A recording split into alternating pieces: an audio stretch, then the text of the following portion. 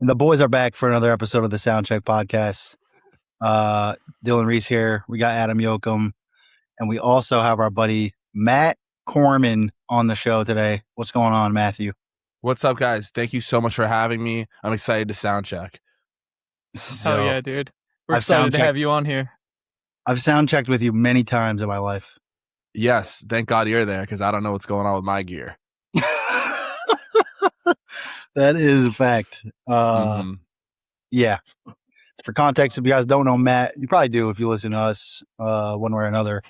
He is an independent rapper, recording artist, podcaster, overall entrepreneur, and a good friend of ours. And you and I have known each other for a long time, probably 10 years or so, something like that, maybe longer, who knows. But we both grew up in Massachusetts. We've toured a bunch. I've tour managed for you. We've done shows together. You and Adam did a show together with Ollie in Columbus and are about to hit the road together with Ollie Joseph for what? 7 dates, 6 dates, something like that? Something like that. Honestly, Yeah. I don't know the real number. That sounds right, though. A little run. Something like that. Yeah. So yeah, it's been, one thing I was telling Adam, you guys are going to have a lot of fun on this tour. And that's like a big part of the reason why I tour with you guys in TM. Like, obviously I want to help and handle business, but it's also just a ton of fun because we can't be in the same place and not just have a laugh. For sure. us, I mean, you can't just be there just for the money because I know we don't there's get that not much to dish out. Not on tour. Yeah. Definitely not a get rich quick scheme. Yeah. Out there on tour. It's a blast. You guys are going to have so much fun in August for those dates. Yeah, I'm excited. I'm excited to hang out, Adam. Do you drive, right? I drive. Yeah, I've got my license. Pretty good driver, I would say, you know? Cool. You passed your test and everything? Passed my test. First go for the learner's permit, passed the test. First time for the driver's permit, passed it.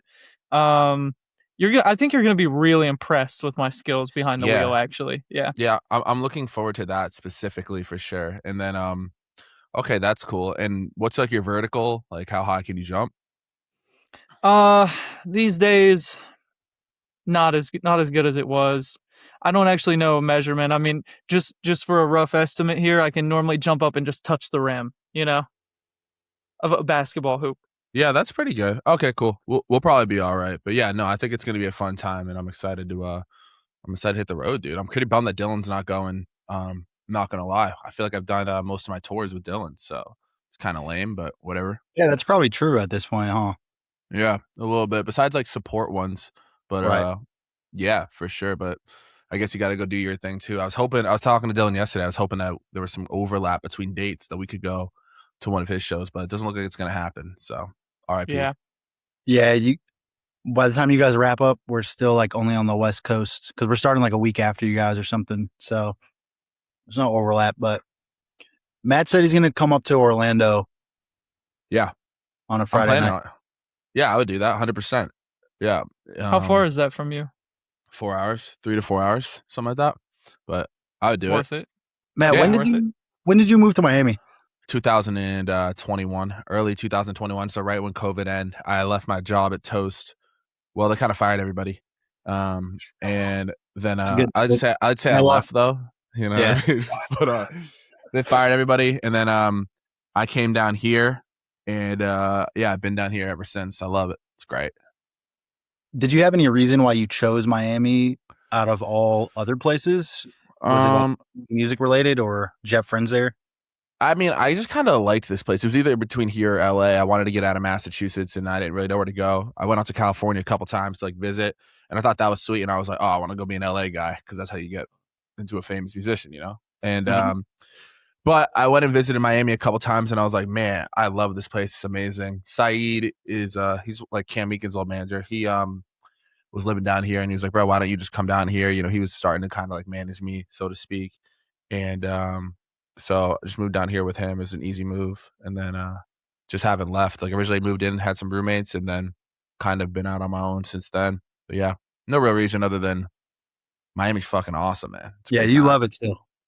I love it still for sure. I mean, I want I'm done with the city though. Like this is very city like where I live is right in Brickell, and I want to get into some nature for sure. And so I'm looking at some places up north or a little bit out northwestern Florida in terms of like northwestern from Miami. So still like Sure, 30 minutes out the city, but yeah, like trying to get some land a little bit. You know what I'm saying? Word.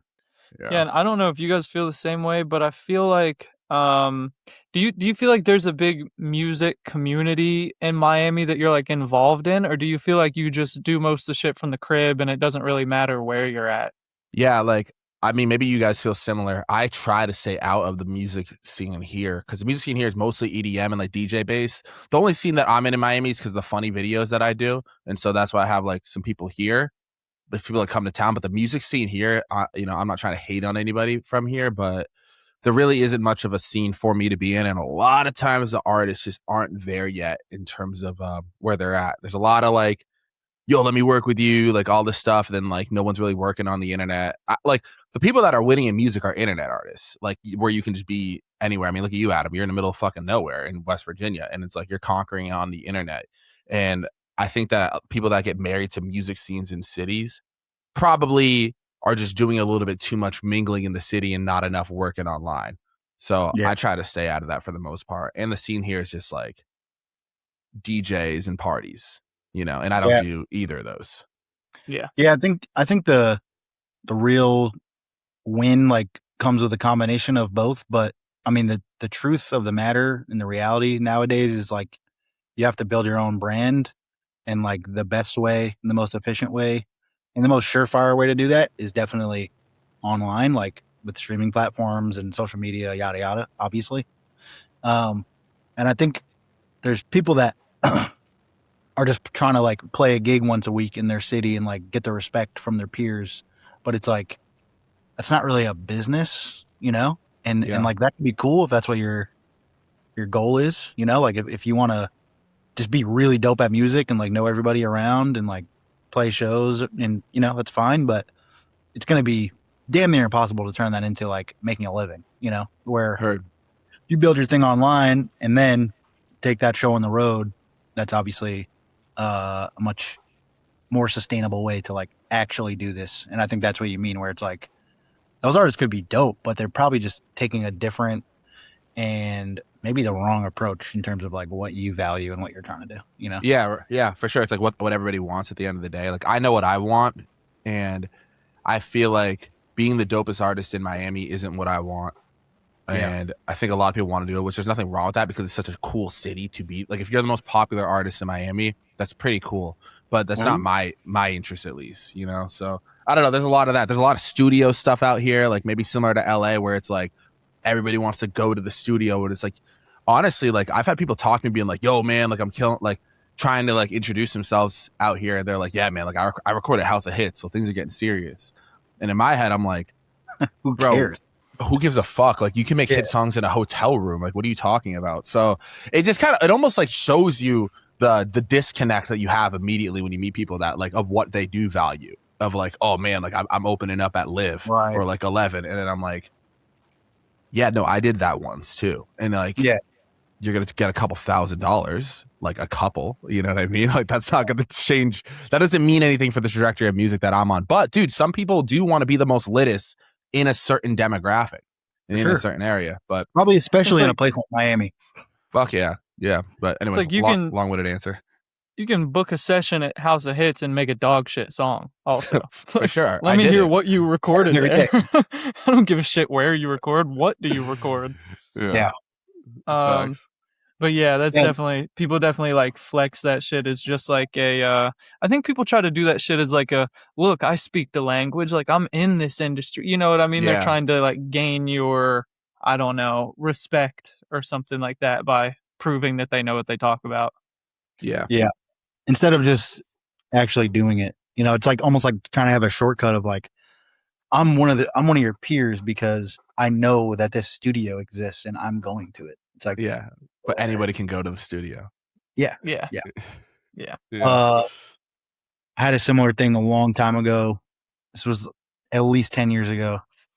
I was still living in Massachusetts, and I had a local artist, like another local artist, hit me up on Facebook, and he was like, yo, man, I don't know, like, what you think or what, but just want you to know, I'm about to grind my ass off. I'm coming for your spot, bro. I'm about to be the biggest artist in Western Mass. Come for the spot. Spot? I don't give a fuck about anything that you're saying. What do you mean? Yeah. And he was like, yeah, bro. Everybody knows, like, you're the top dog in Western Mass. So, like, you know, it's not going to be for long because, like, I just made a bunch of heaters and, like, I'm about to be. Dude, like, I don't want to say his name, but this is Banana. Is it? Hold on, check your phone real quick. There's no chance you know who this is. No, but there might be. Check your phone real quick. That'd be fucking crazy, just because of how you said it.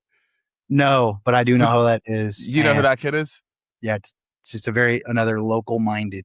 You know, Yeah, just yeah. It's not going to help anybody to think that way. Yeah. I mean, especially in like Chicopee, Mass, but like even in a place as big as Miami, it's like, who cares if you're the biggest in Miami? Yeah, 100%. Like, look at you, right? Like, how many streams do you have in your catalog all time? I think it's like around 500 million. Okay, awesome, right? Mm-hmm. That's very hard to do, very hard to accomplish. With all due respect, who gives a fuck?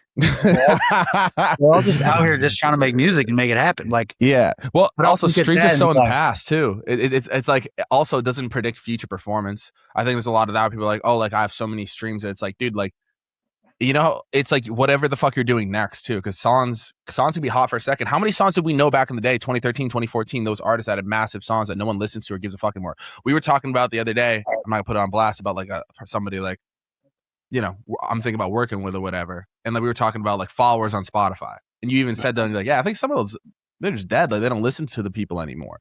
And so like the point is what momentum do you have next is what everybody should be focused on. I think it's like, yeah, like I have some songs that have done pretty well, but that doesn't necessarily mean that those songs are performing just as good now.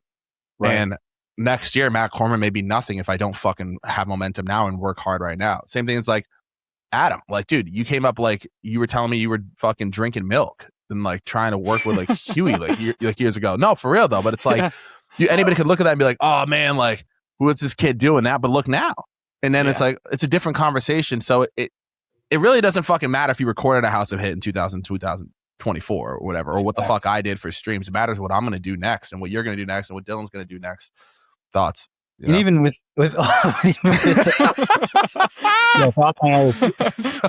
thoughts, boys, come on.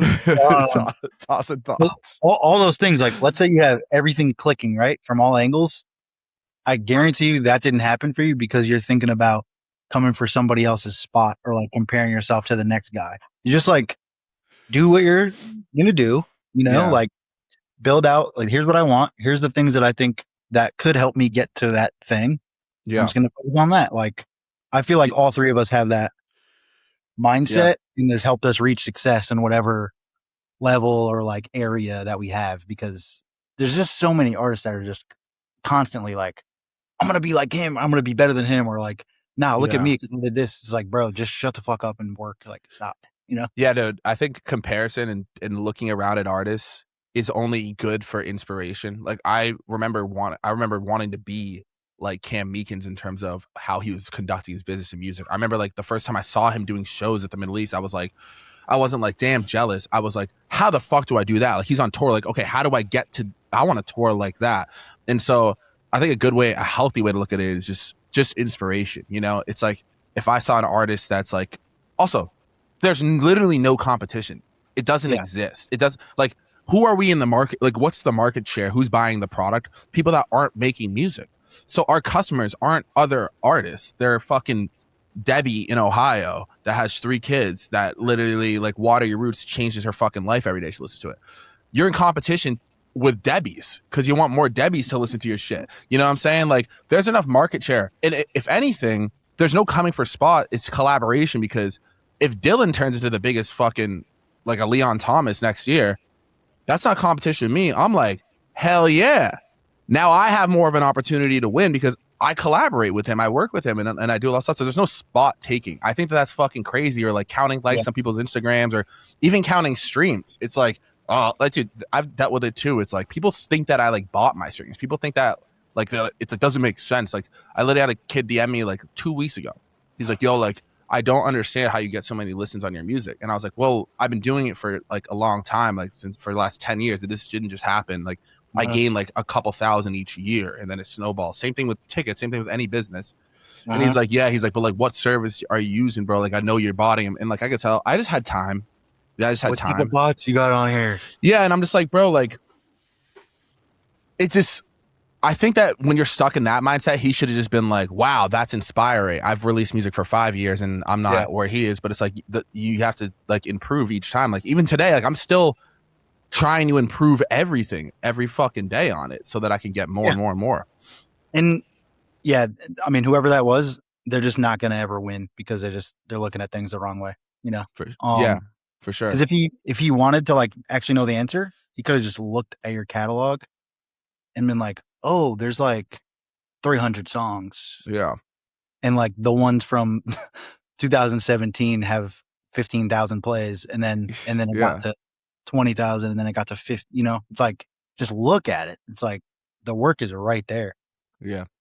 So Amen. how long, because you're, when I think of you're the guy that puts out a song a week pretty much no matter what. And I know you had a little pause right now to start your album, which we'll talk about, but how long did you do that for? And like, yeah, we'll start there. Yeah, I actually did it today because I organized my playlists on my music by year. Justin Stone was doing that, and I was like, that's a cool idea. I'm gonna do that too.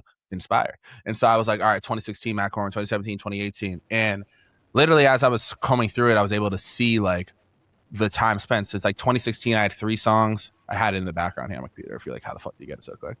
2017, I did like 17 songs. And this is when I was working. And then 2018, I realized like, okay, you can put out singles consistently. And I did 23. And then like 2019 and 2020 is like when I started getting into like the 30s, like 2021, like 30s. And then the biggest year that I've ever done of releasing music was last year, 2025, which is 46 songs. And I'm not including like features in that too. So doing the song a week thing is more like, have I ever gotten 52 songs in a year? No. It's more of like a thing that I'm telling myself is like, that's the goal. And like, if I can, I can put out as much as I can, but it's just the one thing that has worked for me. I knew that I wasn't like, dude, I don't think I'm like the best fucking rapper or make the best songs, but I just figured out like what worked for me is consistently putting out this type of product and trying to get that product better over and over. So like my idea is I'm just going to shoot as many times as I possibly can to outwork this algorithm, not even other artists, but like work hard and outwork myself for the next year. So that's my goal, is each year putting out more and more music and just upping the quality of that. That's it. But so like 2020, 2021. And that's when music took over my life, when I was able to do it full time too. Right. I mean, that makes a lot of sense. Yeah. Do more, a ton of sense. Or make more money, you know? Yeah. 100%. Adam, you got anything? No, I was just thinking about that. I mean, it makes a ton of sense. The only thing, because I did the weekly release thing for the last EP that I did, and it was only 6 songs, you know, and I put them out across 6 weeks. When normally, like when I was rolling out the last 2 albums, it was like a song a month or maybe every 3 weeks, you know, it was a little more spaced out.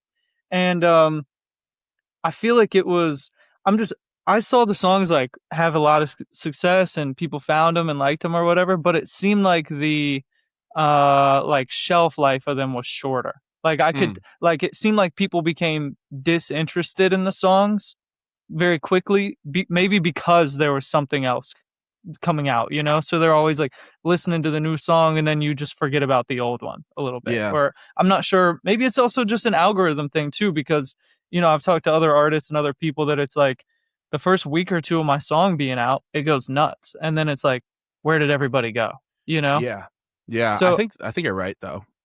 Yeah. So I'm trying to figure out what the recipe is for just having a song have like a real like life, you know, or have like a space in other people's life, you know? Yeah. Yeah. I think you're right though, because if you just look at like economics, like supply and demand, it stays true mostly to all things. So it's like when you have an increased amount of supply, there's going to be less demand for the new song. And also, you're talking to somebody who my goal was to have a big catalog and to sell it. That like was my goal like years ago. And my goal is still, I'm like, what I was a fan of, I wasn't a fan of like mysterious artists. I was a fan of like Russ, like people that put out hella music, and I've been around for like 10 years. You know what I mean? Like I love Drake. You know what I mean? It's like being the artist of the decade. That shit's cool to me. So I actually don't really care so much if people don't stick with one song for a little bit, because genuinely I want them to just be a fan of my catalog. Like, I want to create the fan that is like, oh, I'm just tapped into Matt Corman, whatever he's doing, because outside of music, whatever, which also is a gift and a curse, because like, who knows who's doing it the right way? Because also my fans, I'm training them to become more passive with everything too. And you can see it with my tickets. Like, I don't sell the most tickets. And as opposed to even some people that have less listeners than I do, but like, my fans are typically a little bit more passive, and maybe it's because I've trained them to be like, oh, well, there's a new Matt Corman song. Like, it's not a shiny object every single time. But so I don't know. I think there's blessings in both ways, because I think there's a lot of things that you're doing really right for you that makes sense. Like, I love it when you do a nice brand rollout to your project, because like, to be honest, when I'm a fan of you, Adam, is one of the reasons is for that too. Like, I want you to, like, I'm trying to see a great high quality picture in the woods. Like, I want you to actually take your time and put stuff like that together, because that's what I'm a fan of out of you. If you started switching shit up on me and then on your audience, maybe they don't want that out of you. You know what I'm saying? And like, similar to me, it's like, I'm trying some different shit now too, but like, I'm a little later in the releasing as well, where like, I think I can switch up a little bit more and like try different things a little bit more. But like, dude, like, I think however you're doing it is perfect, you know? Yeah. But yeah, does that make sense though?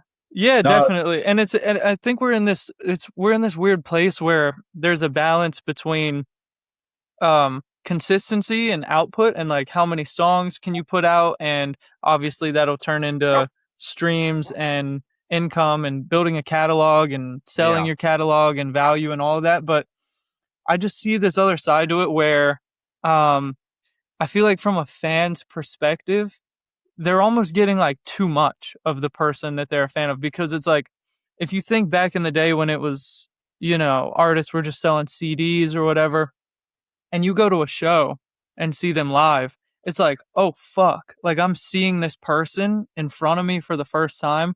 Where I feel like when people are like posting 4 TikToks a day and 2 reels and all this shit, and you're seeing them 24/7, I feel like there's less of this like, man, I gotta go buy a ticket and gotta go see him in my town, because it's like, I can just open my TikTok and see him later, or I can like talk with them on Instagram Live, or like they'll reply to my DMs. I feel like it takes away this whole just like excitement around experiencing the art a little bit. Or like, whenever someone discovers you and they see like a song that you've posted, and then the next 10 posts that they see are you promoting the songs. I heard this dude Charlie Rocket say it like this. He's like, it's like reading a magazine, and the magazine is only full of ads from front to back. It's like, I'm going to get really disinterested in this magazine. If there's a couple ads flooded into the story that I'm actually here for, then I'll look at the ads, or they'll catch my attention. So I'm just trying to have my book, my magazine, be more of a story, and then sprinkle in ads in there to show people my new music. But like, I just feel like, even my social media and a lot of people I see, it's all just ads. It's all like, new song out now, go stream this. And I can tell from my social media as well, like, fans get disinterested in constantly engaging in that. Like, if I go back and look at my posts from 2 years ago, it's not the same people commenting on my shit today. It's almost like I just found new fans, and the old fans are like, yeah, I've seen it a million times. New song out every fucking Friday, Yeah. What's the shelf life of a fan? Dude, that's why I stopped. I had to switch up this past year. Like, I used to be on Vine heavy years and years and years ago. And so I was always making funny videos, and I stopped because I was like, I'm a rapper kid for years. And then over this past year, I like started putting out my funny videos again, and my social media started working better. And so I try to, like, for me, and I think everybody works differently, but like, for me, that's why on my socials, I try to not promote my music. Like, I don't really ever promote it. I don't try to ever post a song ever. I know that goes against what a lot of people say to do, but I'm more than be a rapper, and I want to show that more. Like, I want to show people that I do humor stuff. I want to show people my dog. I want to show people like the podcast and stuff, like the business stuff. I want to show more personality stuff, whereas a lot of artists do just want to show just the song. But what I would look at is who sells the most tickets, and why do they sell the most tickets? From my perspective, I think artists that have a deep connection with who they are sell the most tickets. Like, for sure. Like guys like who's like a smaller artist that sells a lot of tickets. Like, I mean, Aries sells a lot of tickets, right? And he came up from like YouTube documenting himself making beats and memes and like funny shit like that, and not saying like, go stream this song. You know, Connor Price is a great TikToker, you know, a good example of somebody who promotes music via social media all the time. But he did it with acting, like acting out skits, and he's actually an actor. So I don't know. I think you got to find the healthy balance. Like if I were managing myself, I'd tell myself, make funny fucking videos and incorporate how to promote your music. But I literally haven't figured, I don't know how to do that yet. That doesn't make it make sense. So I don't know. I think we all have to find our own way. Yeah. The main takeaway that I'm having from the last like 10 minutes of listening to you guys talk is that there's actually just like no right way to do it. And you kind of have to just try stuff. And like, if you see something work, do that more. And just because like someone like Matt is doing one thing, someone listening to this, maybe they shouldn't do that because that's not what they're like aiming to do.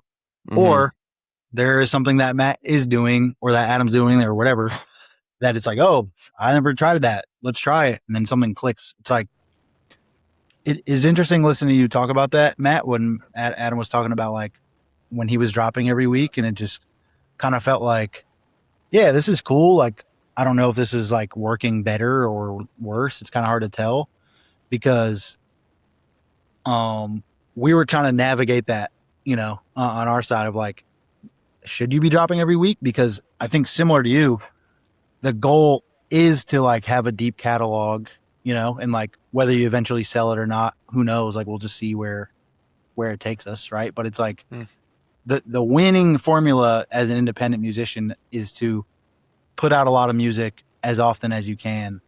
But I think there is a level of like doing too much because you just don't retain the people the same way. And maybe it's the style of music. Maybe it's the part of the algorithm that Adam lives in. Same with me. You know what I mean? It's like, Yeah, it's really hard to figure out. But once you find something that works, I think that's what you got to stick with. So it's like, yeah, it's just interesting because like I don't know what the right answer is, but you just got to keep going, I guess. Me neither. But I will say to that point, you can't have a moment if you don't have music out.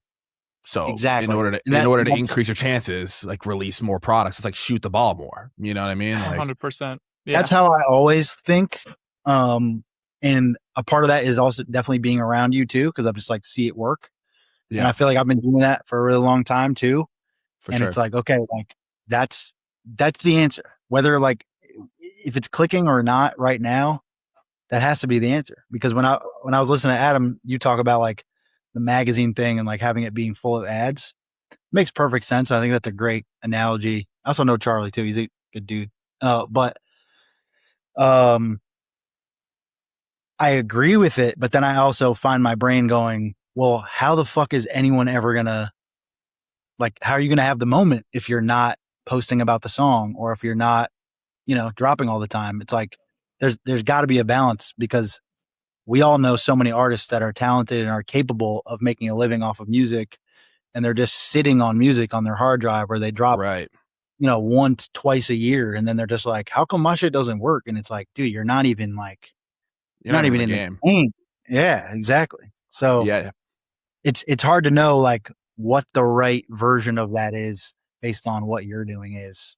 Yeah. You know? I have a theory behind that is well, here's where I'm at right now, and here's why I continue to do it. This is the same reason why like the biggest my streams have ever been, if we're talking about streams here, like listenership of my music is today. And the hardest I've ever worked, most songs I've ever released was last year. That was the best year of my life. I'm still working harder and harder. Because what if I said none of us had any listeners on our music right now? You'd probably drop more music, right? 100%. Because the fear is like, okay, cool. How do I retain these people? How do I retain these people? It's like, you know, you said like some people are commenting that weren't around before. Okay, so the fear is like we're oversaturating our market.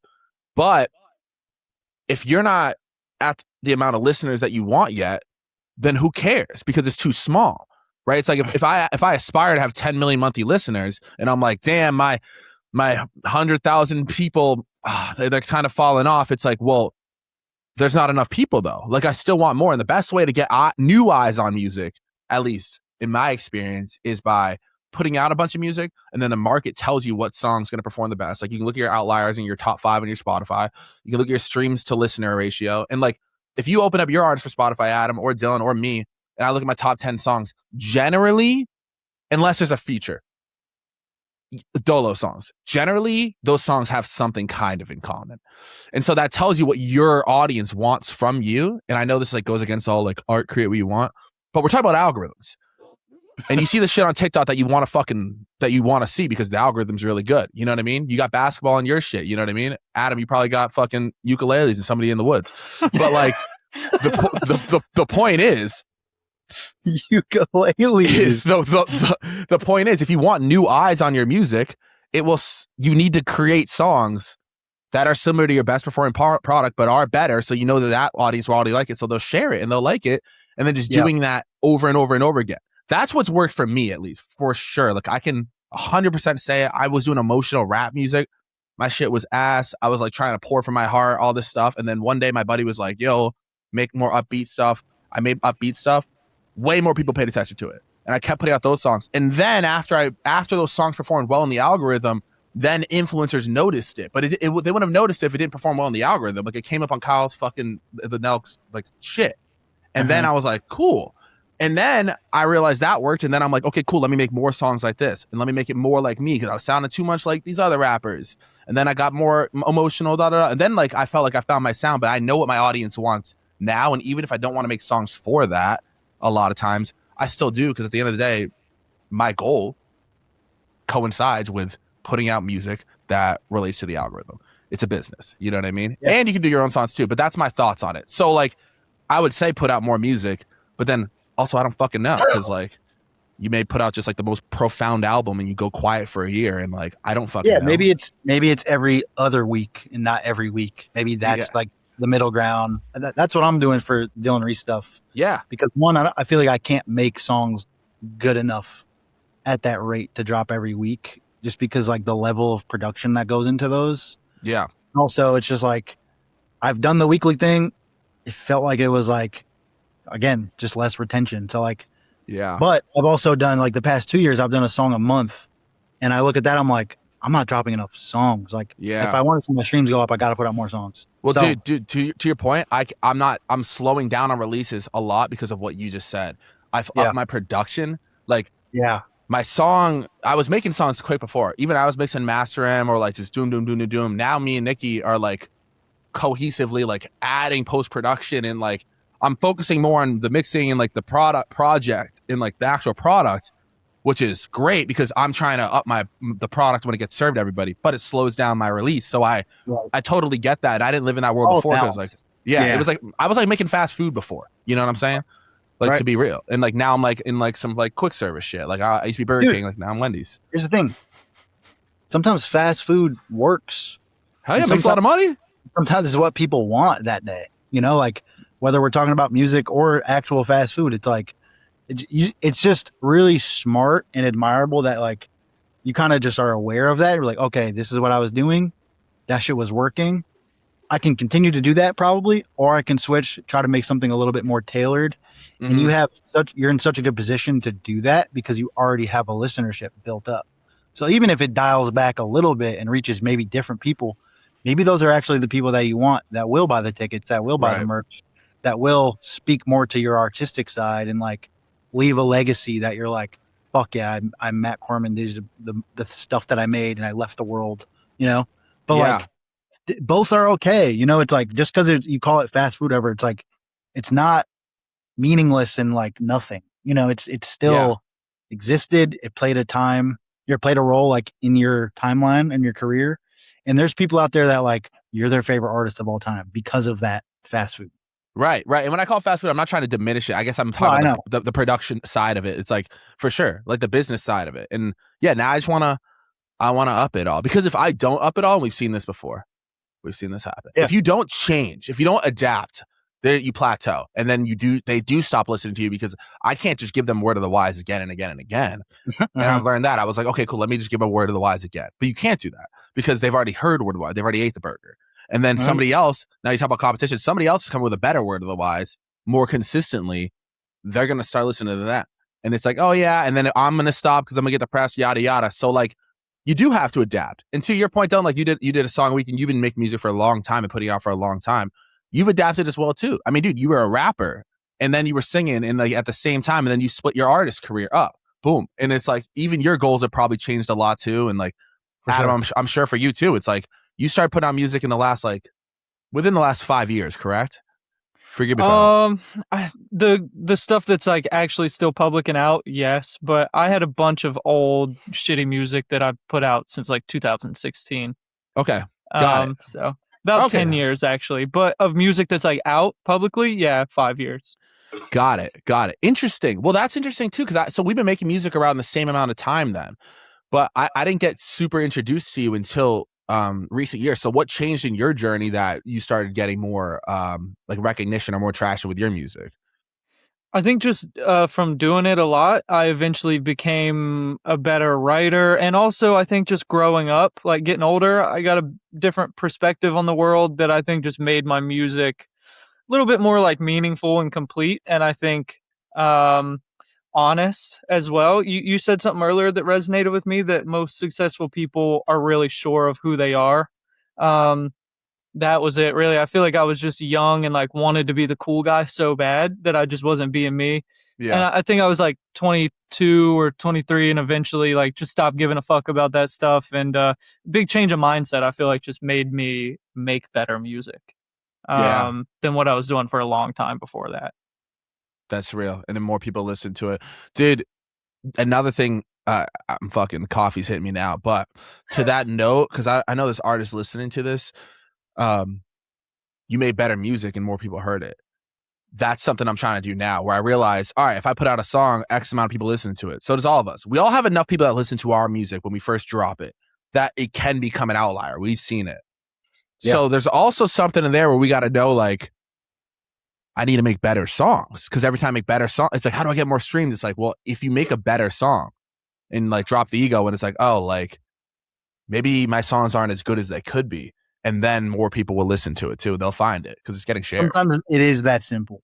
Yeah. It's like, hey, your music is pretty good, but it's not good enough where anyone is like going out of their way for it. There's so many things they could be doing with their time, you know? Yeah. So like, yeah, dude, it's this whole entire conversation is so nuanced, and it's just like, there's just really no right way. I know I keep saying that, but it's like, you just have to like put yourself in the game is really the ticket, you know? Yeah. 100%. You got to go shoot, dude. And also, dude, you know what I thought about? Because you asked about like streams, and I'm like, around 500 million, because it is around that, right? But let me ask something. If I had better songs, wouldn't I be bigger? Probably. Like, Word of the Wise is okay. If it was great. Or, dude, maybe not though. You know, Because but yeah, maybe because there's some bad music differently at that time, and because you were dropping once a week, it like didn't catch the algorithm the same way, or like share to the same community of people that wanted something different.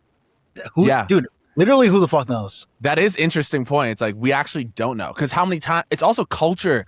That was the perfect moment for that thing too. So it's like for our projects right now, think about who we're making the music for. I think that's a huge one I'm thinking about, because I was like, I'm thinking about my next album right now, and I'm like, who is this for? And I know who it's for, but sometimes I feel like I'm limiting myself, because I'm like, that market share isn't as big as I think. Maybe it is, but like, that's important too. It's like the fast rappers nowadays, like the lyrical, spiritual, mimical, biblical. It's like, dude, that used to be cool when I used to go on rapbattles.com and rate verses.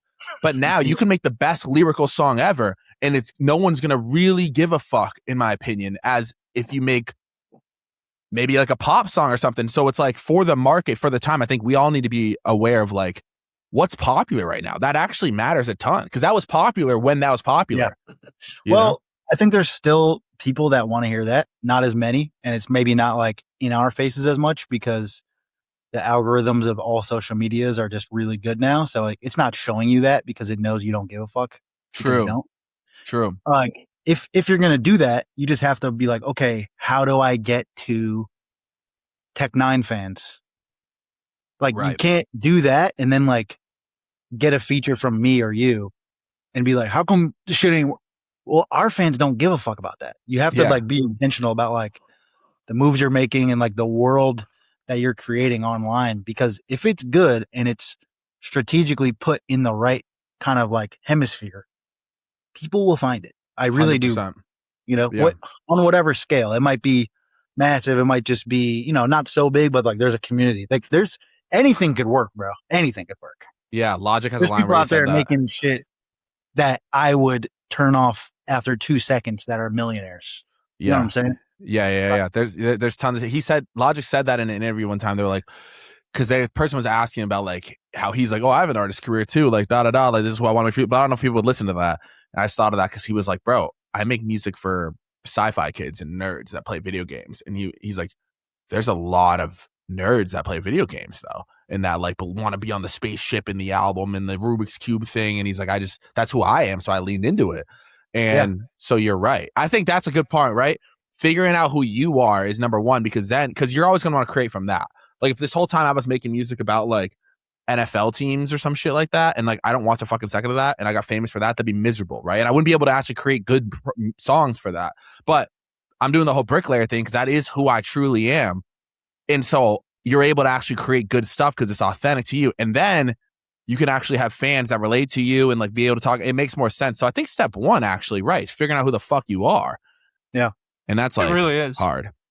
Yeah. It really is. Also, I don't know if you guys have this experience or not, but most things in life, but specifically with music, have came to me after I stopped giving a fuck about them. Like, if you want streams and I gotta grow my streams, you gotta stop giving a fuck about that. Focus on making better music or whatever. It's like, whatever your end goal is, you're normally not gonna get it if that's where your attention is like dead set on. Yeah. And you were that just popped into mind whenever we were talking about like, the way you get to step B or C is not even by thinking about step B or C. It's like what comes before that'll just eventually lead there. A lot of this shit's just out of our control. Also, like most of this podcast and conversation is all shit that's out of our control. Social media, algorithm, like it's all just shit that we're like, punting a ball or something and hoping it goes in the right direction. Because, Dylan said it a few times. It's like, nobody really knows. Like, we don't know how the social media algorithm's working. We don't know how Spotify's working. All that we know that we can do is work on the shit that's in our control. I just try to be as consistent and authentic as I can. And like the rest is just going to be whatever the fuck it's going to be. Yeah. Also, if I do those two things, I can sleep really good at night. And I'm just like, yo, I did what I was supposed to do. I don't know, Yeah. And you can control that. Yeah. How much output you do. Matt, tell me a little bit about working with Logic, just because you brought that up. And I feel like that was like obviously a cool moment, and like how that came to be, and just I guess your overall experience with like now that the song's out and it exists in the world, like has anything changed or like not or whatever? Yeah, I think. Well, I guess I'll backtrack. So how it happened was, how did I fucking get introduced to him? Through a producer named Chris Thornton. Shout out Chris. We originally connected and we're working on a project together because I was going to help.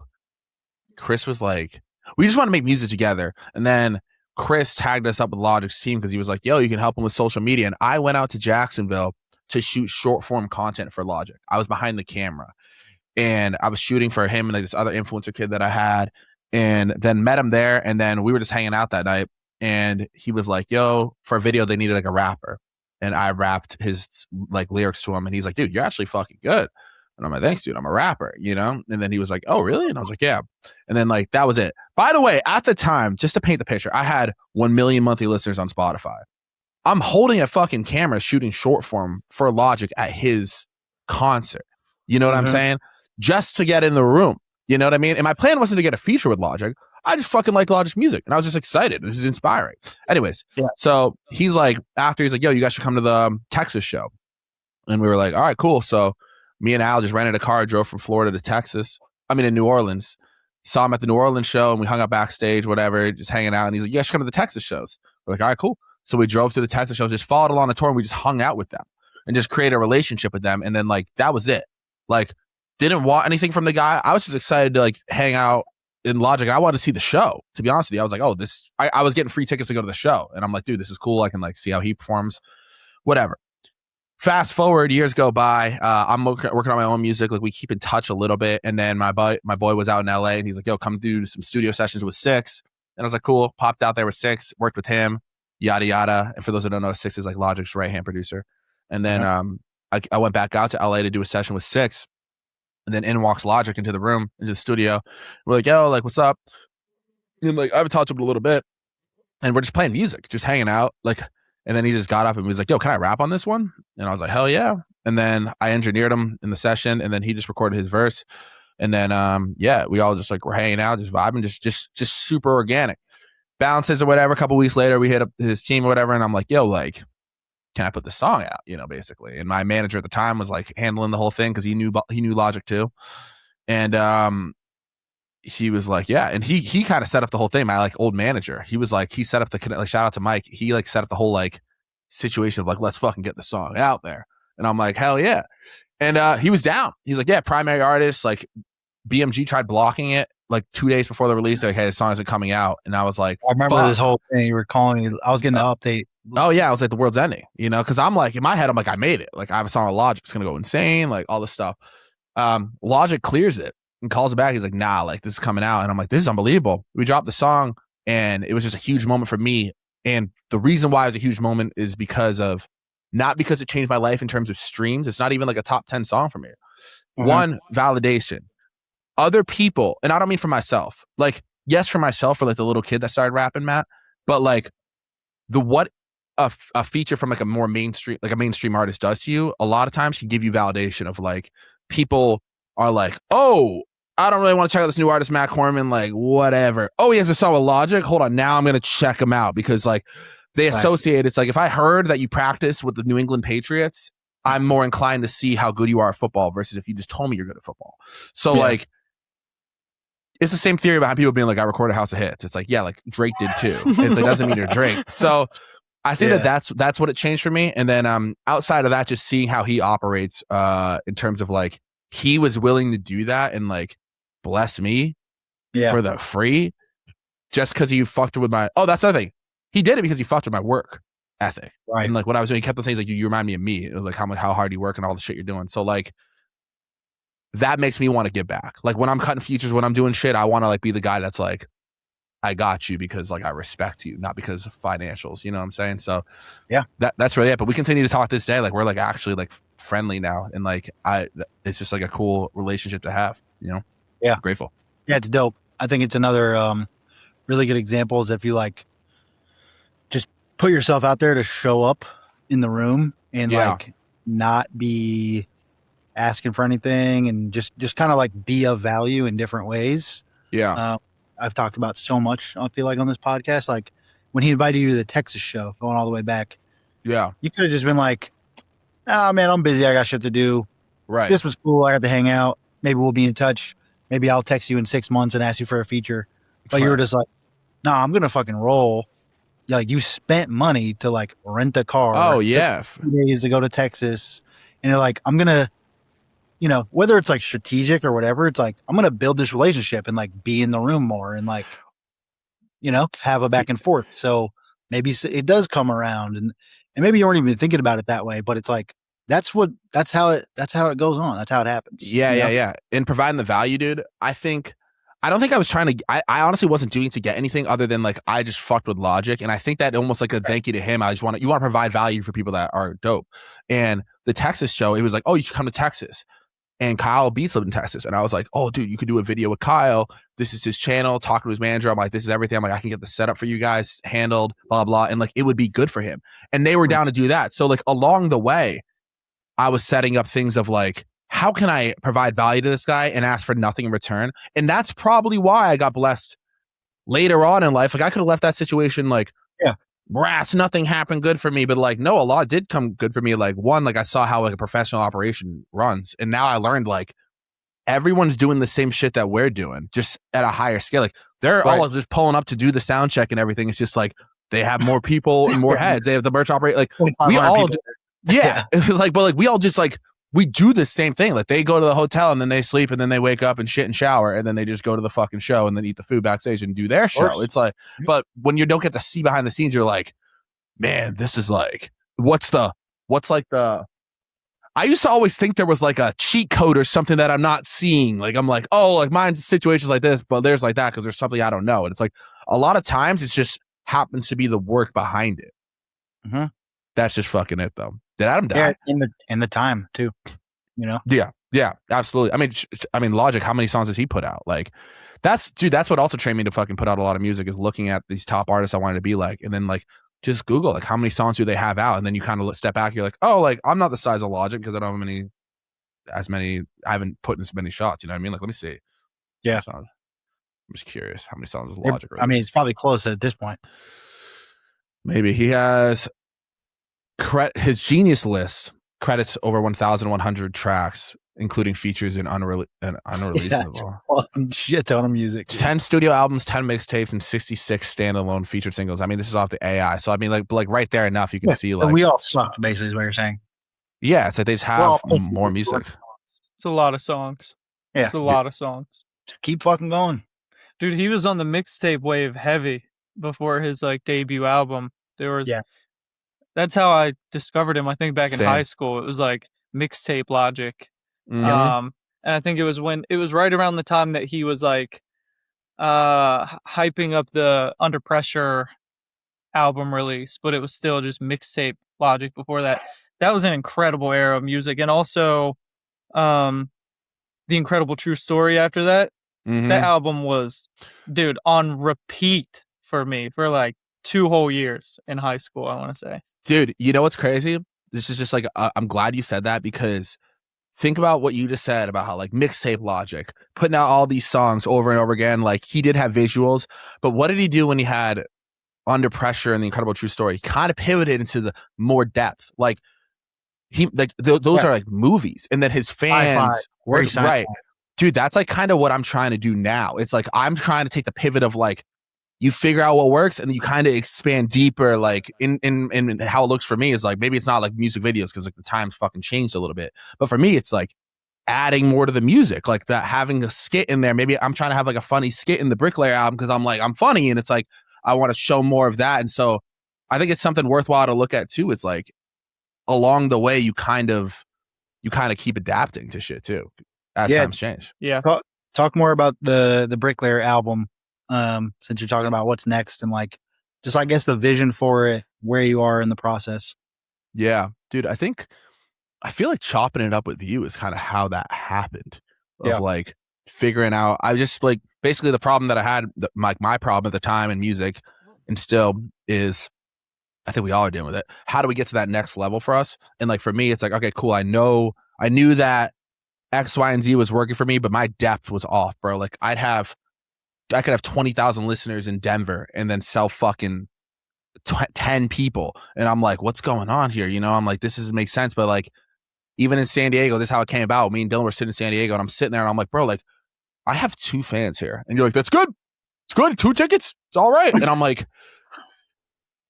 showing you my analytics. I'm like, dude, like none of these people care to come. And then you kind of brought it out of me like, look at the people that your music sounds like and look what they do for concerts. And a lot of it is like Tyga, G-Eazy, and then like Drake if you want to step out into an outlier.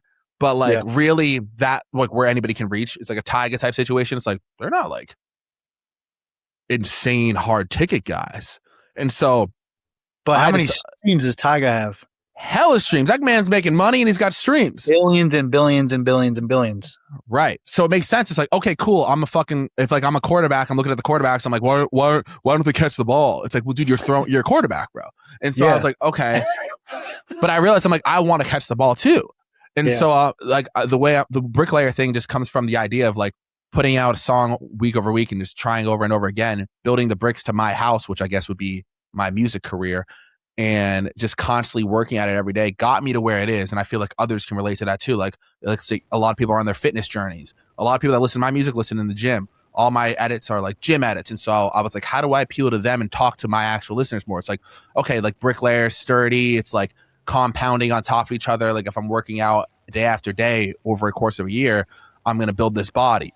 So that's like one thing I was thinking. The theme that I was saying, like touring and meeting fans, was like everyone's working on something. They're like, oh, Matt, you got me motivated. You got me more confident to do X, Y, and Z. And I'm like, just started seeing the theme of what my fans actually want from me. And it's more like themes of building something over time. And that's what I talk about too, even like on the finance stuff, like everything. And so that's why I wanted to make more of a concept project. And I like these songs are way more production on them. Like they're like the production changes a lot. We're using like everything's a lot more deeper. And so I wanted to create a moment for myself of a more polished version of Matt Corman, and even having cohesive artwork. And that's why I did the hair. Like I'm trying to change things and go deeper into the artistry of it. And with hopes, of course, that people are going to appreciate it more, and it's going to go to more people, because the people that fuck with me are going to be like, I fuck with this one extra hard. But also alongside that, I just want to create something dope. So like that's it. But like the project's essentially going to be like 20 songs that I'm releasing next Friday, every single Friday until 20 weeks is up. And that's it. And that should hit my mark of like, I should land like 30s, or like I should land like 40 songs on this year at least. And then that's just going to live for that section. Then I'll like change up the hair again and go to something else. But like, I want this to be a chapter in time for my fans and for me. And then like Adam referenced The Incredible True Story. I remember where I was when that album came out. Like, and so I want to create that for my people. And then I think after reading and studying other artists, that's what projects you even more forward. It's like whatever you're working on now, Adam, like you just dropped an album, right? Like how long ago did you drop your album? Back in April of this year. So what was that? 4 months ago? Something like that? Yeah, right. And it's like, and aren't you dropping something though? I dropped an EP, a 6-song EP a couple weeks ago, and I'm already working on my next album. So I'm dropping some singles until then. I've got a song coming out this week, and still dropping shit, but dope. Working on the next project right now. So I'm like curious because like it's like figuring out. It's like if like I'm just thinking in my head of like it's like you kind of ought to always reinvent yourself while stay true. I think the best thing that we can all do, because like we're all athletes here, I think Adam is like looking back at your past performance and seeing what worked well and just doubling down on that. And for mine, that's like I got to study my fans and see what they want from me, and like I'm now trying to just really give them that while giving algorithmic stuff and changing a new chapter. And so that's kind of what it is. That's for a long-winded answer. That's the idea behind it. I remember the first time that we toured together and actually like hung out for like an extensive period of time. Yeah. We're on like a long drive. And I remember you saying, you were like asking me about the albums that I've put out, because you never did an album. You were just dropping heaters every week. And I've always been more of like a project artist. And I was just telling you about like the concept of each album and like the visuals I did around it, or like the tour or whatever. And you were just like, yo, like you can do that? And I'm like, what the fuck are you saying? Like, of course. And you're like, I thought you had to be like famous or some shit. Like I've just been putting out songs. I'm like, bro, you can do whatever you want. It's way harder to think about it, and it might not reach as far and wide. Yeah. But I do think it goes deeper, like no matter what scale it is. You know what I mean? Yeah. Yeah. I just remember having that conversation with you, and you were just like, dude, I got to do that one day. And I'm like, yeah. That's why I did While You Waited, my last like album. It's because of that combo too. Because I was like, oh, and then I saw the people that already did care. They cared way more about the While You Waited stuff. Like they're like Adam in Sacramento, like fucking, 12 people in Sacramento. Adam in Sacramento. It's like While You Wait, like he's waiting for this bricklayer thing. Like, and there's more people like that, and then like that. So it's important, dude. It is important. Like, and I was missing that piece in my game. Talk about artists, bro. And I'm not trying to like glaze myself for acknowledging that, but like, I think a massive problem with artists is they're not doing that. They're not looking at their game tape and being like, damn, like where am I missing? Or like, why am I? It's everyone's just like, the industry doesn't fuck with me, or it's not. It's like, bro, like I know why I'm not Drake or G-Eazy. Like I can look at them and I can understand what they're doing that I'm not doing. Like, you know what I'm saying? So I think that's a fucking huge part. It's not just putting out songs. It's putting out songs and then paying attention to what's happening in the game. You know what I'm saying? 100%. Yeah.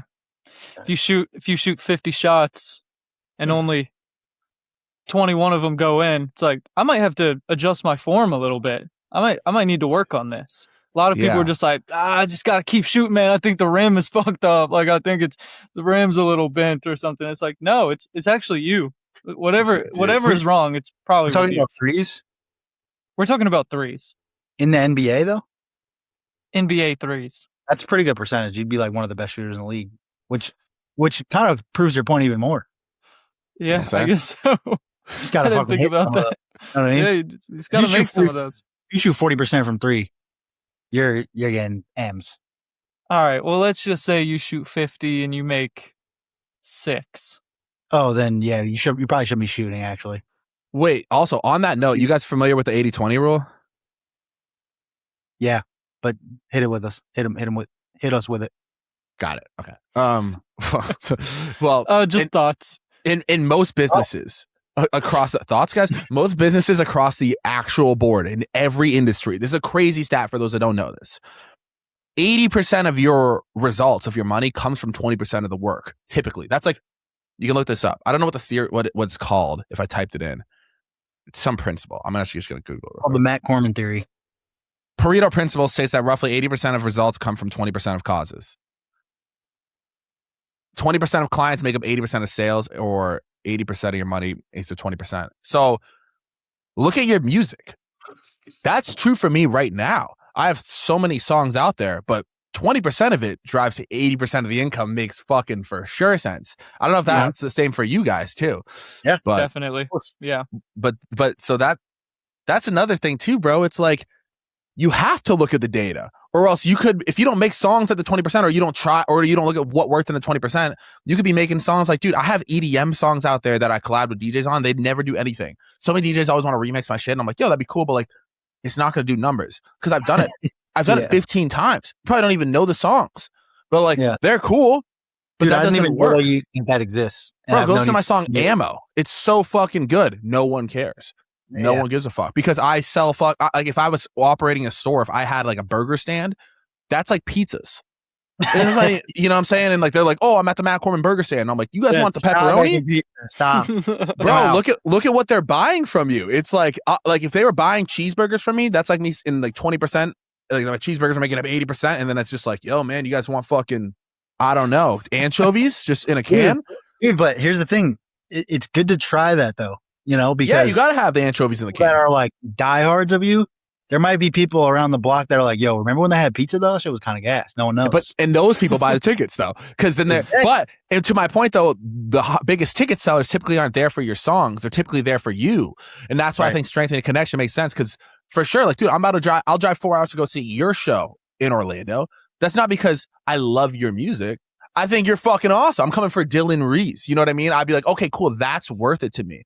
The songs are awesome. That's even great too. But like, I think if we were looking at what's a pyramid, like top funnel, if we were looking at a funnel right now, I think for people like us, songs in the algorithm is the top funnel. But if you want to sell tickets, that's like bottom funnel people. You got to get me out of my house, pay money, do all that shit. Bottom funnel people. Where my music problem is, I made a lot of top funnel music. It's good in edits. It's fucking fast food we're talking about, yada yada. But they can live in the top funnel. They don't get to the middle to buy a t-shirt or anything like that. They don't get to the bottom to buy merch or anything like that. Yeah, so get a tattoo of their lyrics, you know, like 100%, dude. 100%. So I don't know. I mean, where do you guys think that you guys are? I'm just curious. Like in the artistry, like let's say the funnel that I just described. Like we're talking about my problems here, but like where do you guys see improvement in yourselves and like what you guys can do differently or apply to make it deeper if you need to make it deeper? Go ahead, Adam. I see myself as somewhere in the middle because I've never had a viral moment on social media. I've never had like a trending audio type of thing. I've never really had a anything like that. I've never had people just like making fucking dance videos with my songs and they don't really know who I am. I think I've spent a lot of years like little by little building fans through shows or social media, or somehow like people just discover me through features or whatever it may be. So I would say I'm somewhere in the middle. I think there's a certain degree of my listeners that obviously have no clue who I am because I know that not everyone is coming to shows and buying merch and even following me on social media. But it does feel like I have a good amount of people that are like down to buy tickets or down to buy merchandise. Like my merchandise drops, I feel really happy about. Most of them, if they don't sell out, it's like 80% of the shit is gone, you know? So Yeah. I feel happy about the grassroots thing with my career. And I think I actually find myself wanting a little bit more of the top of that funnel. Yeah. I'm wanting a little bit more of like, I wish I could take this great product that I have and like just blast it to more people. Like I Right. really feel like, I feel like I have something great and I'm really proud of what I'm making. And if I could just show it somehow, if I could just put it in front of 500,000 people, I have no doubt that I would be wealthy, you know? So the top funnel, a part of that is what I struggle with. Yeah. Dylan? That makes sense. Thoughts? Same for me. I mean, Matt, I've talked about this so many times on tour. It's like, I feel like we almost have opposite strengths, you know, which is why we also work well together and why there's certain things that you're like, yo, can you help me with merch designs or like do the TM stuff or all this? Where it's like, I feel like my strong suit is the branding and being able to go deep with people that do know who I am and give a fuck. Mm-hmm. And it feels like what you were saying before, like if you look 2 years ago, like it's not the same people. I feel like I have my people and they've been with me for like a long time. Mm-hmm. It's just not that big of a community if you look at like, you know, relative to like the entire world. The top funnel, it almost doesn't exist for me. That's how I feel. Like I just need to like get one to fucking crack and like I'll be good to go, you know, because I feel like I have the infrastructure to keep those people with me. And like, if I get to the right people, they're going to stick with me, hopefully forever. You know, I'd agree. I agree. I think 100% for you. There's enough. You've proven that there's enough retention in what you have going on in the business down there for sure. I mean, dude, that's the only way I have a career. You know, like most people that have 50,000 monthly listeners are not full-time creatives. For sure. Absolutely. You know, but granted, I have 2 of those profiles. I tore my ass off. I sell merch at a high clip when I'm there. I manage other artists. I do a bunch of stuff. Like it's not, I don't make my money off of streaming. I mean, it's a part of it, you know, but it's like, if I'm able to get one to crack and funnel all those people down into the merch and the shows, it's like, it's going to be up. I think for you though, I think it will happen too. It's like we're all waiting on the same thing too. Like, cause everybody at all times are always waiting on top of funnel shit. Like, I don't want to say his name, but he's a huge rapper. And I remember him asking me, what can I do to get my streams up? Mm-hmm. And we all are. I think we all always want that. You had what, 10 million monthly listeners? Cause I know. Yeah. So it's like, what are you talking about? It's like, he's like, yo, what do you think I should do, bro? Like, I'm trying to like, what are you doing? And I'm like, what am I doing? All relative to like your situation. We're all trying to figure this out at the same time. It's that same kid that was like, I know you're botting. That was just him on like a spam account. hey man, been dying to figure this out. Yeah. But like, yeah, dude, I agree. And same thing with you, Adam. Like, to respond to you, I think that you're probably in that same thing too. And I will say top funnel stuff, because I've lived my life kind of in the top to mid funnel. And then like, I think I have the whole thing, but like, I think my top funnel is strongest, even with social media, because not music wise. So top funnel in terms of like content, like funny stuff. And that's a whole other thing too, because talk about depth. When I walk out in Miami nowadays, I get recognized like pretty much every time I go out, because I made Miami specific content and that had depth in Miami. It was like top funnel, funny content, Instagram, perfect. Small community of like 1 million people probably live here, or like a couple 100,000. And it's like everyone goes to the same places. I'm talking about those places. It's so much Miami depth. And then I learned from it, I'm like, okay, cool. How do you apply that to music on a mass scale? It's a little hard to do because it's such like a big thing. You can only do that like if we went to fucking Chicopee, Mass, and we made a Chicopee, Mass song, but like we shot videos in Chicopee, and then like we actually went to the events, like we're famous in Chicopee then. Dude, you can make that. I can make that happen in 2 weeks. 100%. It's like, what the does that mean? Who cares? 100%, dude. And like but you could live in the top funnel. Like, dude, I had so many views on my Miami funny guy content, worst guy Miami stuff. But I'll tell you what, that business model, unless you want to put out a reel every day, doesn't do shit, dude. Like you get recognized doesn't get you fucking your bills paid, dude. So you have to figure out a way to, like, I know what I need to work on, at least connecting that top funnel and my deep top funnel, and that's what I'm working on right now. I think it's important for all of us to do a self eval though of like what we could work on more. And dude, if like Dylan, if you crack the top funnel even more, like I was telling you to lean into, like, you're hilarious. Like I'm like, you're hilarious. You love sports, so the two built-in audiences already. Well, funny works on social media. It's like kind of like the only guarantee that it works. If you're somewhat funny, like it will work better than not serious. In sports, you made that post about you fucking getting drafted to the NBA or whatever, and like probably a joke you made every year, but you posted it and made something. Yeah, and you use graphic design, like shit you're good at. This is what we're talking about, like things you already are good at. The and it worked. Like you said, how many views did that post get compared to like other ones? Yeah, it got 100K views. That's insane. My normal posts are getting like 5 to 10. Dude, and that's the best top funnel adaptation you've done that. And it's like, that may not have turned to ticket sales, but like, we don't know. Because somebody may have followed you and may not have like looked at, or they may have seen your name, and then when your name pops up on Spotify next time, the brand familiarity, it's like, I swear I've seen that somewhere. That's what fucking billboards are for. Like, no one's seeing a fucking sign and going to buy a Pepsi, but they're seeing a sign, and the next time a Pepsi's in front of them, they're more inclined to buy it. That's the whole point of brand awareness. So you are 100% spot on. And again, we've talked about this on the side, but the reason why I know I need to do more of that, and I should do more of that, and I want to, but I'm not passionate about that. Sure. And that's where I struggle, where it's like, do I want to spend my time doing things that I'm not passionate about? Like, yes, I know it can be helpful, and that's going to lead to that. So it's something I have to get over internally, because it's like, I don't want my Instagram turn into like, now I'm a fucking comedian. It's like, yeah, I feel you, bro. I spent my whole life being a musician, and like, that's what I'm good at. That's what I'm best at. Yeah. Here's what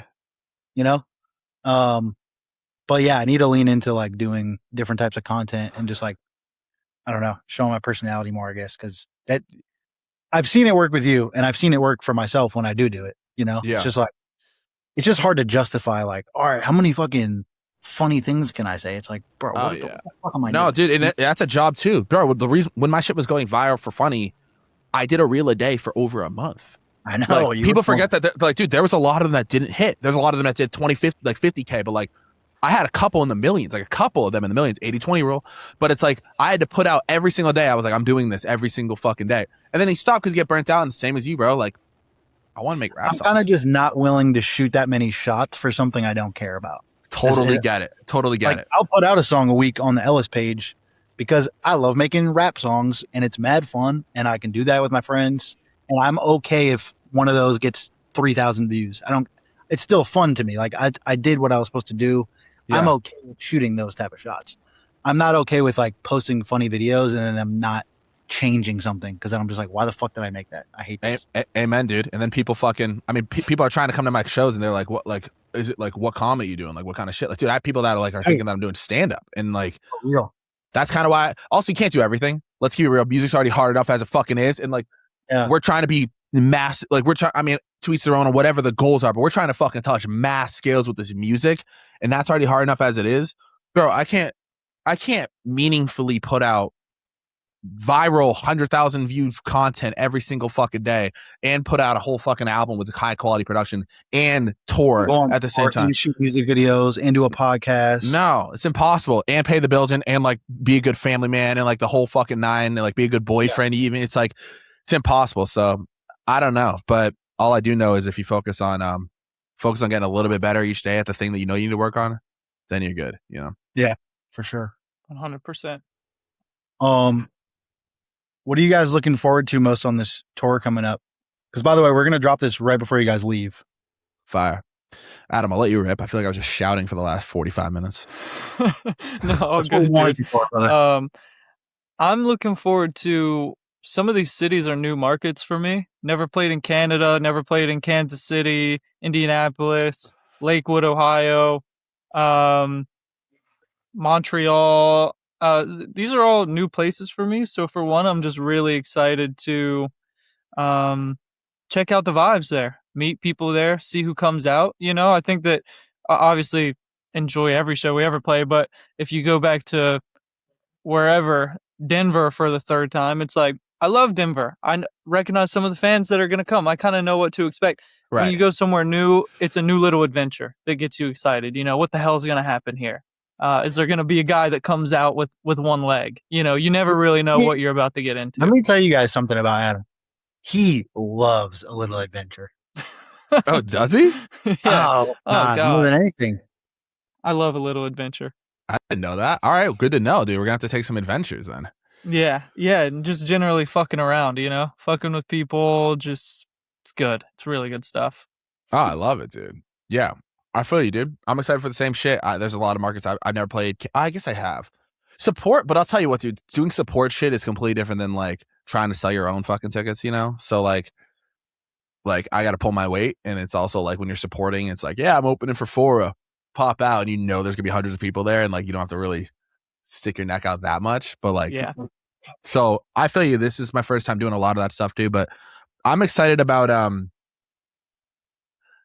one, I just love performing live, but two, the actual experience of tour is like it beats you up for like a little bit, but I'm excited to kind of get beat up a little bit and get the life experience. Like I feel like for us as musicians that are building this touring stuff, this is like how we get like our little like I don't know, like this is just like when it becomes real. It's like, all right, you got to go into the fucking gauntlet real quick, and it's like, boom, like, you know, you're out in the world, because we're all kind of like, I mean, I don't want to speak for you guys, but I know myself and most artists are just kind of like, I'm in this room, like every day I'm here, dude. Like I'm just in this all day. Right. I'm sure you guys are. So it's like, this is when you go out to the world and you're like, all right, like this is my live performance and this is the people, and then you get to talk, and like I love the drives. Like I love chatting, talking, stopping at the loves. Like I'm a tour guy, dude. I like it. It's great. It's great. Yeah, I'm here for it. Also, So I don't know if you guys have this experience or not, but some of my biggest songs, or not even biggest streaming, but even some of my favorite songs that I've ever made in my catalog have been the first or second song I make when I come home from tour. Like I find that little like break from the studio and not making music, and you're just out experiencing life and you're just there and you're living, that when I come back home, I'm like, oh, these new ideas, and I'm just so fueled creatively. I make some of my best music when I come back from tour. Right. I feel that 100%. I definitely have that. My song Fragile, I made right when I got back from the tour with you, Adam, right before I went out with you, right before I went out with Matt and Ollie. I had like 2 weeks, and I made this song Fragile. It's coming out in a couple days, so by the time this is out, it'll be out. That's one of my favorite songs I've ever made. And I was definitely just feeling inspired from being on the road and just seeing different stuff. And then you kind of miss your studio. Whereas when you're not on tour, you're just like, fucking, I've been staring at this computer and these four walls for however many days in a row. And when you first come back here, I'm just like, oh, dude, I can't believe I get to like just sit down and make a song right now. It's so sick. It's the best. Yeah. You need to switch up a little bit. Yeah, I agree. Yeah, I'm jazzed, dude. I'm excited to go out with you too, Adam. I'm fired up, bro. I'm a fan. I love your music, and like your live performance was dope. And so you're a friend of Dylan's, and so that means you must be an all right guy. You know, likewise, brother. Yeah, likewise. Really enjoyed that show that we did in Columbus. Fun show. Vibes were all good. Yeah, definitely was inspiring to do more. Yeah, dude. I think it's gonna be I mean, it should be sick as fuck. I also like the fact that like I like touring too, because you get to see it work in terms of like maybe more people come back. Like I've definitely noticed that with me. Like I haven't had an exponential boom, but I've definitely seen at least like more people come for me, where I'm like, okay, cool. Like there's something there. Granted, I mean, touring's fucking hard though, because like it may be like 5 more people, and then you're like, oh, cool, that's a little bit more. But then it's like, damn, how does it get to the fucking? You know what I mean? Good thing you're a bricklayer. Damn straight. Build it brick by brick, brother. And it's so weird, dude, because you never really know. Like we could play this show in Indianapolis, and let's say 50 people show up, whatever. But we could do the same bill, me, you, and Ollie, same show, same venue, everything. But we could just do it in March or April, and for some reason there's 100 people there, and it's like, you know, freaking 3 people were sick, 2 people had a football game to go to, this man was pregnant, you know, whatever it may be. There's like some sort of thing that just has people caught up in their own plans. Yeah. What'd you say? What's going on in Ohio? They got like, what is it, you guys? I'm trying not to get canceled. Yeah, like Adam, when we played in Salt Lake City, Yeah. I feel like I brought like 7 people to that show. And I was like, Salt Lake City is somewhere where I've done pretty good. And I felt Yeah. like I did not carry my weight that night. And I was like, what the fuck? Like, why does it happen? This is my first time Mhm. headlining here. I've done a bunch of support tours through there. Felt like I've done well. Like there's fans.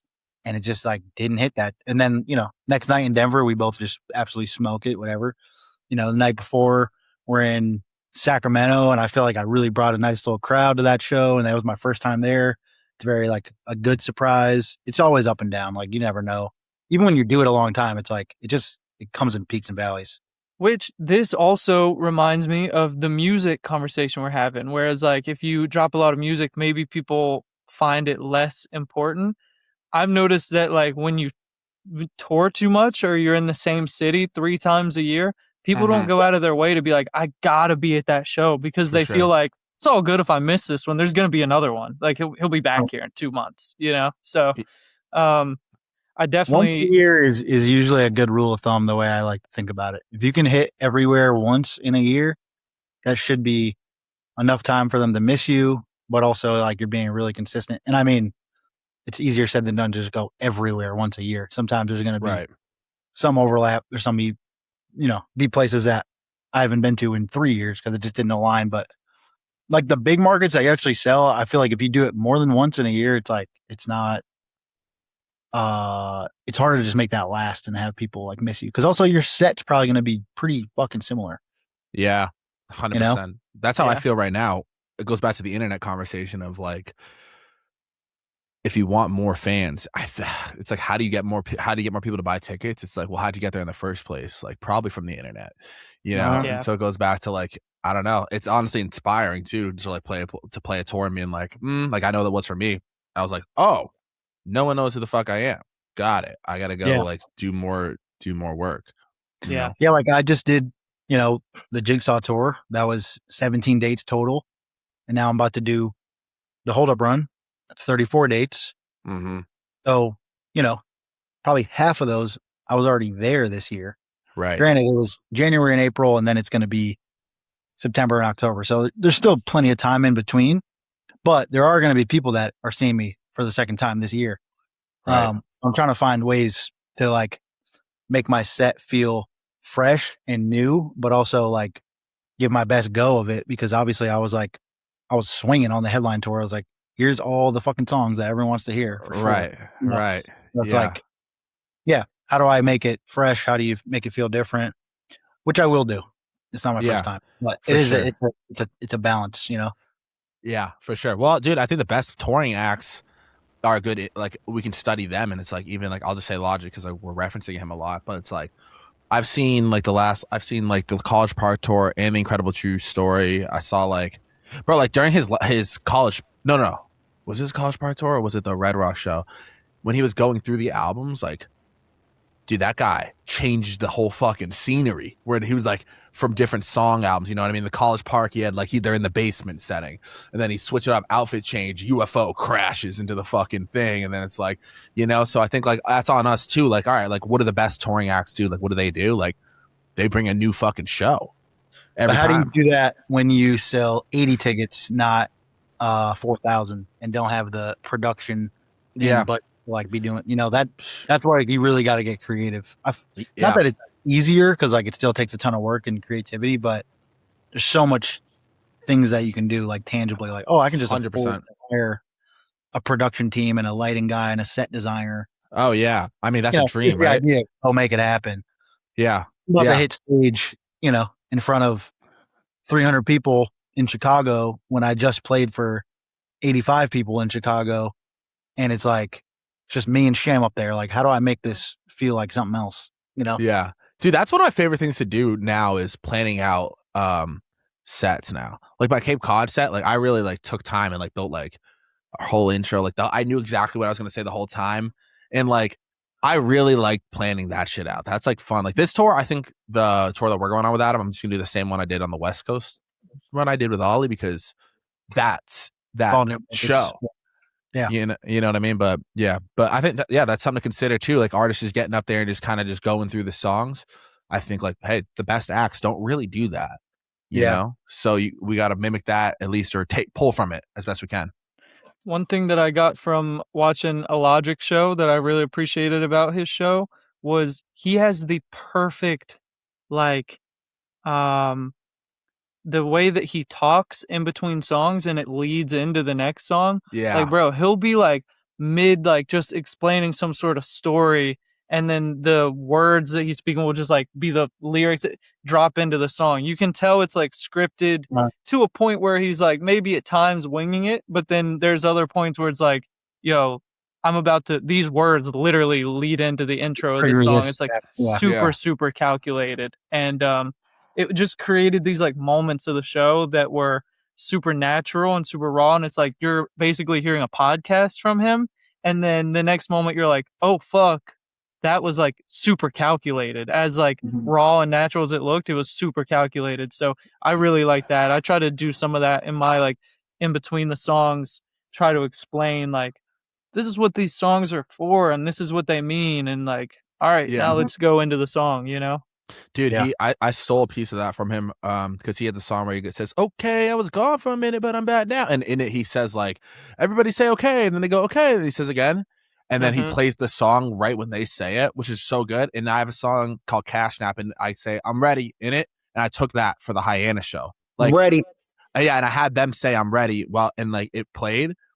I didn't really do it that well because I was also DJ myself, but the idea was there. But I was like, I was studying a bunch of like, dude, I was watching hella Lollapalooza full sets of like Logic, G, like Drake at like any festival that he did, like Howard, like Leeds. And like, I've been trying to perfect that because I think, dude, film.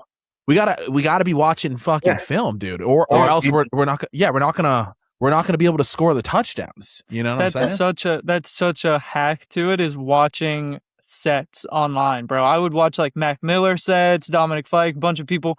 It's just available on the internet. You can go watch hours of like pros performing. It's a library, live. Dude. Yeah. Yep. Yeah, 100%. So I'm trying to get better in that shit too, because I want to be a ticket seller, dude. I want to be a guy. And I realized, like, dude, areas I use him. I went to a show in Fort Lauderdale. I'm super inspired by him because he's a very bottom funnel guy, right? But he had the top funnel with like YouTube, but he kind of like slowed down. Now he's like this mystique character because he has the audience. I don't think he wants to be like this massive thing, you know? But like, bro, like 1,000 people are showing up for this guy, like packed out places for him. The show. He has this insane production, but even if he didn't have the insane production, it's like you're watching a play where if the audience didn't exist at Aries' concert, he'd still do the same exact fucking thing and say the same thing. And I remember watching it with my girlfriend. I was like, this is incredible. She's never heard a fucking song. She doesn't give a fuck. These are like an audience. She has no idea. And she was like, this is great and well done. And I'm like, man, when I hit the stage, I want someone to say, even if it's 8 people in there, wow, a Matt Corman show was great and well done. Even if I don't have the fucking stage, you know what I'm saying? Like, what you have, I think, is important. Dylan, you do a good job at that too, dude. Like, I've seen clips of your shit where it's like there could be 20 people in there, but it's like that guy doesn't look like he's singing at a local bar though. He knows what he's doing. You know what I'm saying? Thanks. Yeah, it's kind of insane that you haven't really seen me perform. No, the only time I saw you perform was like way, way back in the day, I'm sure. Or just like coming up as like. Yeah, I mean, you saw me perform in 2018 when I headlined in Boston, but like, it's not the same thing. I'll tell you that. That was you and Ryan in Abstract. Yeah. I mean. Yeah, Dylan puts on a really good show. And I will say that from touring with him earlier in the year. It's like, it didn't matter how many people were in the room. It's like, he's going to show up, put on a great show. Yeah. Really admire that about you. Learn that the hard way. We also can get the production too, like later on, where I think that maybe like God and the universe gives you the opportunities when you're really ready for them. It's like, yeah, I want 1,000 people at my show right now. But if I did 1,000 people at my show, call last year, I don't know if I was good enough. Like, you talk about retention. If you came to a Matt Corman show, like my first run with Ollie, probably wouldn't buy the ticket again because like I don't think that I was that good enough for that. Or maybe sometimes I would have gotten production that like outperformed me. And then like people are just there just for lights. And it's like, I think we're supposed to go through this stages so that we can learn. Like you have to go through fucking, you know, JV hockey before you get to play varsity. And I think that's fair to get the fundamentals. Like fucking, you got to learn how to lay up before you got to fucking drive the ball or you're going to get to the hoop and nothing happens. Speaking of that, can you tell a little story about when you realized that you weren't going to be a professional hockey player? Wait, what do you mean? Which one? Remember you told me this story when we were up really late one time and we were all in our underwear and you were just telling us a story about how you got fucking checked. Oh, yeah. Did I get my ass beat? Yeah. Yeah, dude. Yeah. So I mean, like, so I played up like a level for this one tournament. So here's what happened. There's a thing called junior hockey, and like, look, I wasn't bad at hockey. I never was going to the NHL though, and like I played a pretty high level hockey. And I remember I would go to play junior hockey, and I was always like hacking people and shit, like playing a little bit dirty. And I was in front of the net, and this bigger guy, like, I was having a game this tournament. You were the way you told me is you were like kind of like almost like an enforcer type of guy. Like you weren't to score 17 goals and like no, you were just like out there to hit motherfuckers and talk. I could hit really well in hockey and I could skate really well. But like, when you step up a level, when you go to varsity, right? So like this dude, like I'm like starting shit with him, and like he's played juniors for a while. I just got put in this tournament because they were like, this kid's good. I had one really good game playing for these people called the Bandits, and they were like, dude, Matt Corman's like, let's get this kid up here. Like he's got something. And I was like, oh, my dad's excited. And I'm like, yo, don't get pumped. Like they just saw some shit. Anyways, start fucking around with the guy, pause. And we get into the corner and I'm hacking him. And then he dropped his gloves and threw them at me. You can fight in this league. I've never dealt with that before. I was like, oh my God. Like usually like we just hit each other and then it's done. You know what I mean? And then I was like, fuck it. Everyone's like, the ref stops. And I'm like, help me. And he's like, all right, cool. We got to fight. And I'm like, we have a fight? And so I threw off my like helmet and glove. No, I threw off my gloves and I kept my helmet on at first. Is this the story you were talking about? Yeah. And you were like 17 years old, right? Something like that? Yeah. Playing with like people that are going to go play. You know what I mean? And then like I keep my helmet on. He's like, take your helmet off. And I was like, oh, okay. And I took it off. And then like we start punching each other and he's beating the shit out of me to the point, bro. I dropped on my knees and acted like I fell from a punch. Dead serious. I can say this now. I'm a grown man. Dude, I faked dropping because I was terrified. I was like, because he hit me so hard in the head one time where I was like, oh my God, if I get hit again like that, I'm going to die here on the ice. And so I faked it and I was like, oh. And then he got up and it's like good fight or whatever. And I was like, dude, I will never do that again. And then I was too much of a pussy. Like I wasn't hitting people. And I learned like I wasn't ready to play at that level. And I got thrown out there. And so, yeah, I knew that I wasn't going to be a professional hockey player. I also just wasn't good enough. Like, I had good moments. It's like similar with music. It's like you can have a song that you do really well, but if you're a fucking drug addict and have no business mindset, you're probably not going to pan out in the pros. Yeah. Anyways, that's such a strange thing with hockey where it's like, I'm not great at hockey because I'm not a good fighter or something. It's like, bro, basketball, could you imagine that? It's like, I can make the shots and play the game. It's just, I keep getting my ass beat. Sounds like I get punched in the fucking mouth. Well, dude, it's like a completely different sport. Well, dude, it's a testament to playing the wrong position. I was trying to be something I wasn't. Like, I wasn't an enforcer, and he showed me I wasn't an enforcer. Like, it's like, oh, you're this guy? Like, cool. Like this, we're gonna fight each other. Like, that's what they do. It's like, oh no, I don't know. Oh no. And it's like a kid who's just trying to like. It's like, dude, you didn't know. But if I was like a goal scorer, then it would be great. But that's why I'm not in the NHL because I didn't know who I was, and I couldn't work hard enough at it. And I just wasn't for me. But it's kind of like music, dude. If we sit here and make songs that we're not supposed to make, or like, stick on this, it's like, dude, like, it's probably not going to click when it shows up. You know what I mean? Yeah, I mean, I had so many moments like that in basketball too, where I thought I was fucking sick. So I was like pretty good high school player. Yeah. Then you play with people that are so good, dude, and you're like, oh my God. Got it. Yeah. I'm not that guy. This guy just dunked on me. He's going to be in the NBA, and I'm going to go try to be a rapper.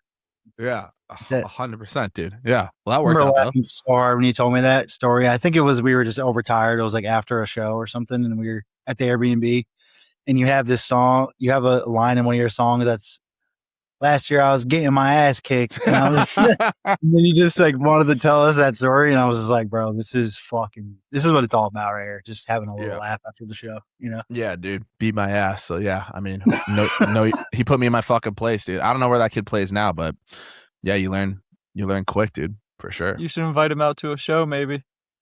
Maybe. I don't know. I'm scared of him, dude. He's scared me for the rest of my life, dude. He hit me so hard, dude.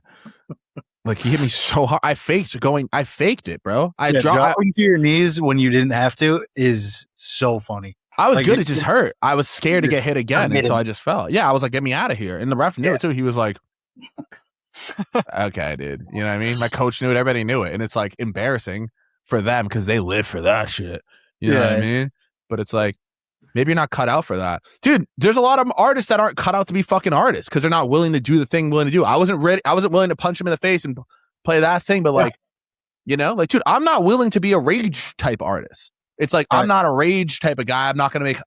Like, I tried making a few hyperpop songs, and then I realized I'm like, oh, you have to like, I'm here to mosh and rage. Like, dude, I'm actually not that guy though. So imagine if I was spending time making hyperpop music because it's trendy, but it's like I get on stage and I'm like faking this thing, and it's like you would have metaphorically gotten punched in the face again. Yeah, and it wouldn't have worked, dude. So like, leave. yeah, you got to fucking get out of here, 100%. Good stuff. All right, let's wrap here. Thanks for coming on, dude. It's always good to chat with you. I mean, I feel like I talk to you so much anyway. Like, this is just like a regular convo with you. Oh God. But yeah, you're someone who I love working with in all different type of ways. You're very inspiring to be around. And I value our relationship and our friendship a lot. And I just always love to see you win. So, amen. Likewise, Adam. Nice stuff, please. What's up? Time for you to say nice things about me. Well. Matt, dude, it's been an absolute pleasure having you on the podcast here. Look at you, such a sweet guy, so handsome. Yeah. No, man, I'm excited to hit the road with you here soon. Maybe share a couple handshakes, maybe even a couple hugs. You never really know. And what do you mean by that? Just, you know, a couple platonic hugs. Couple hey, how are yous, if you know what I mean. I'm trying to figure out. Yeah, I mean, I'm down. I'm down to kick it. You said hand and you said hug, so. Do you drink beer or alcohol at all? Yeah, for sure. I don't really ever get hammered or like drunk, really, but like I'm good for like 2 to 3. I love getting a nice little buzz on. I love a nice little glass of whiskey or like I'm down. I'm down for some ciders though, but like I've never seen Matt drunk. Yeah. But I'll have some beers for sure. No, I got you. I got something for you. I actually have seen you drunk when you guys played golf at the Airbnb and then you came back. Yeah, I'll do that. Okay, I'll do that. Like that was an off day though. Yeah, an off day, like a vacation day. We were thinking about doing that for like a year. So like, you guys were also playing golf in like 100-degree weather for like 8 hours and just drinking. So so fucking fun, dude. But no, I'm down. Do you drink, Adam? Less now than I did in previous years, but yeah, I drink. I'll have casual beers, get a little buzz going or something. Definitely not like a wild animal type of drink, but yeah. Since our tour is so back to back, like it's like squeezed in like a week, I probably won't really, because like I'm 31 now and hangovers are like alcohol like pushes me back so much nowadays that it's like I could have one. How old are you, by the way? I'm 26. Young and hot though, huh? I feel old, bro. We got enough of this podcast. Adam's just calling me old every fucking week. Yeah. Well, how old are you, Dylan? You're 33? I'm about to be 34 in November. Damn.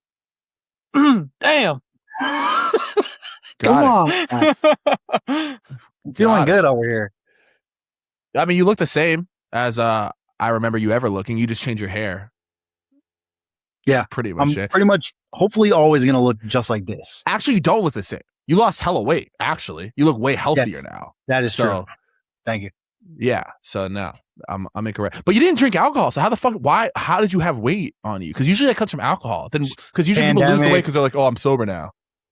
Pandemic, bullshitting, just not paying attention. Because like I was so hyper health everything like during basketball years. Yeah. And I feel like the few years after that, I was just like letting it rip. And then I started becoming an adult and I was like, oh, I can't just like eat whatever I want all the time. I need to like chill. Yeah, I need to get better. And I started, working out again. Too many trips in and out of In-N-Out. I wish. No, not even.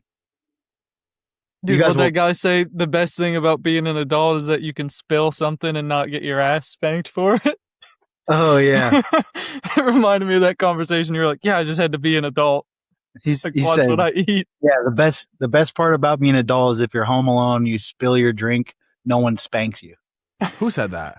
I forget what comedian we saw, but Comedian that we because that's talked fucking to. hilarious. we went to a show a couple weeks ago. That shit was funny. Yeah. Unreal. Well, yeah. Um, Amen to that. All right, fellas. We'll talk to y'all soon. Thanks for everybody listening. We'll be back next week with another episode, of course. This was the Soundcheck podcast. Peace and love.